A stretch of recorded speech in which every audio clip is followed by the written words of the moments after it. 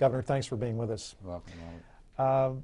As you well know, the state is facing a budget shortfall of said to be around $18 billion. Sure. What's the plan next year to take care of that? Two things. One, we don't know what that budget shortfall is. We know it's going to be a substantial amount, but I think to go hang our hat on a number today is a bit premature. The comptroller will give us a good estimate after the first of the year, and then we'll know exactly what we have to deal with. I look at it as no different than 2003, and we had a budget projection in the fall that turned out to be very wrong by double, and we came into session and we prioritized what was important to Texas, and we made the reductions in spending. One of the things that a lot of people missed, we reduced that $10 billion budget shortfall without raising taxes, I might add.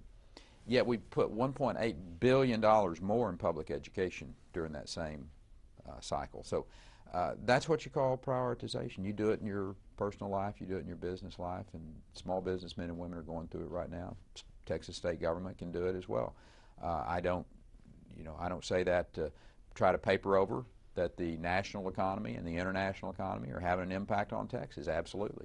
You can't be the #1 exporting state in the nation and not be impacted by these very onerous policies that are coming out of Washington, D.C., the runaway spending, the stimulus bills that have created no jobs, that all they've done is create huge debt.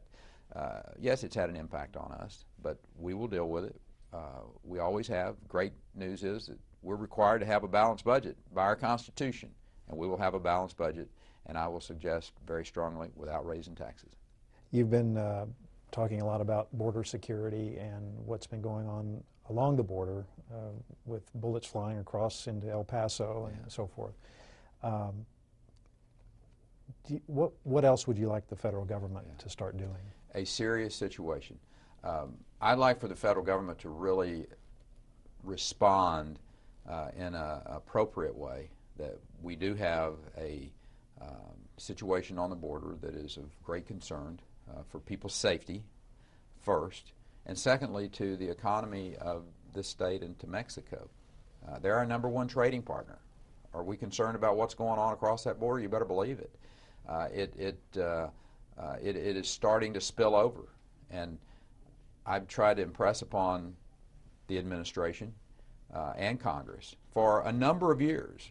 I mean, we've been carrying border sheriffs to Congress since back in, I believe, in 2006, and years intervening. We have a real problem there, Congress. We have a real problem, administration, and it seems as though there's a deaf ear. We need 3,000 more Border Patrol agents. We need aviation assets. The Predator drones, for instance, that are being flown every day in practice missions could be going up and down the border, using real-time information flow to the law enforcement personnel on the ground. We need the different technologies of whether it's night vision or motion detecting, the strategic fencing in the metropolitan areas. All of those collectively can secure the border. Our federal government could do this if they had the will and the desire. I don't understand why we have such a recalcitrant president and Congress at this time dealing with this issue. I hope it's not going to take a number of American citizens being killed by these drug cartels before they act. Give us your position on whether Texas should have a law like they have in Arizona, an immigration enforcement law. I've been very strong in my support of Arizona's sovereign right to pass legislation that they see fit for their state.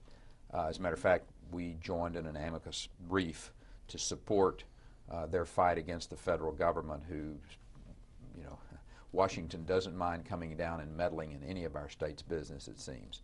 But the exact law that Arizona passed and put it over onto Texas, look, none of our states are are blueprints, or I should say carbon copies of each other. We're different. We have different needs. I mean, we got 1,200-mile border here with Mexico.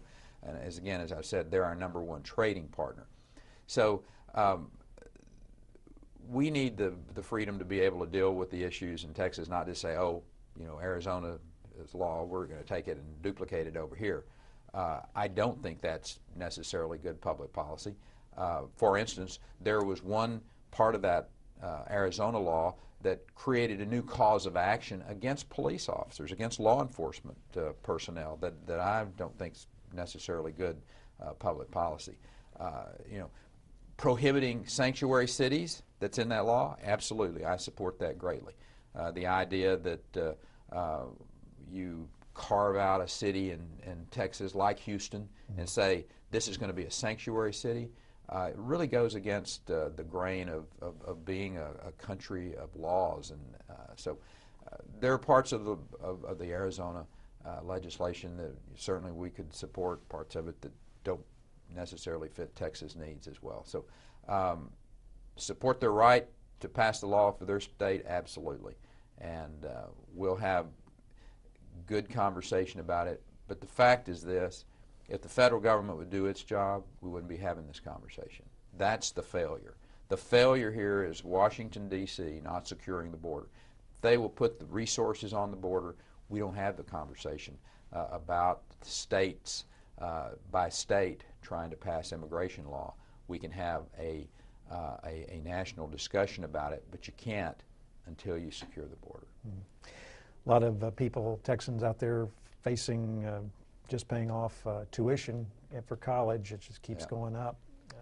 I know. I just got through paying my final payment to the beloved Texas A&M when Sydney graduated. Congratulations for the final payment. That's good. But what can be done to stem the rising cost of higher education? We have gone on record as being highly supportive, and we will push this during the next session of the legislature, to freeze tuition at the level that it is today. If you start in 2011, in the fall of 2011, 4 years later, that's what your tuition is going to be. Now, if you hang around 5 or 6 years, you may see it go up. But the fact is, a freeze so that there's good stability.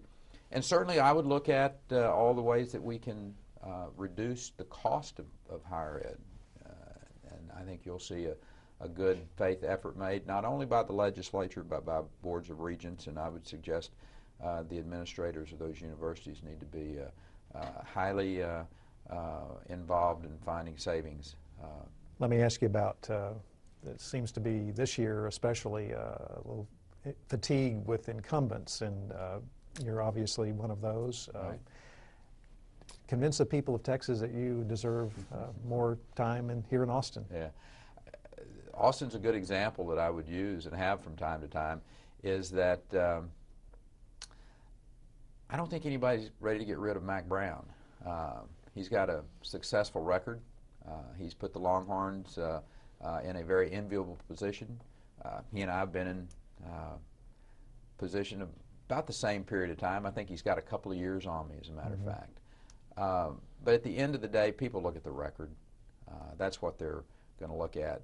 And you cannot say anything other than Texas finds itself at a very unique position, not just the football team, but the state itself from an economic perspective.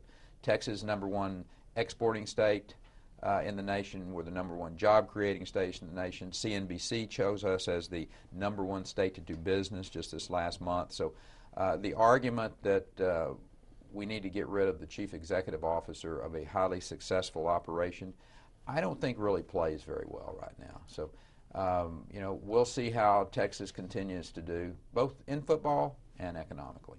And there's some buzz about your possible next job, perhaps a run for the presidency in 2012.